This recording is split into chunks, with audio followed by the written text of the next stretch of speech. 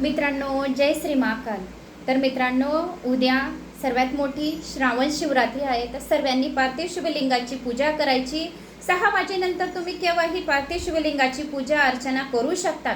तर तुम्हाला ही एक वस्तू नक्की शिवलिंगावर अर्पण करायची आहे, तर ती आहे काळी मिरी।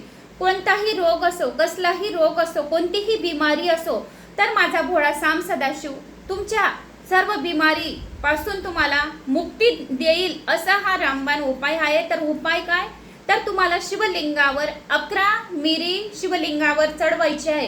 11 मिरी जो कोणी तुम्हाला ज्या शरीरावर वेदना होत आहेत, तर त्या वेदना कमी होण्याचे भगवान शिवाला सांगायचे आहे। आणि एक एक मिरी तुम्हाला भगवान शिवाचा हर साम सदाशिवाय नमः या मंत्राचा जप करत करत काळी मिरी तुम्हाला 11 काळी मिरी शिवलिंगावर अर्पण करायचं आहे। याच्याने तुम्हाला 7 दिवसातच रिझल्ट दिसेल। तर काळी मिरी नक्की अर्पण करा।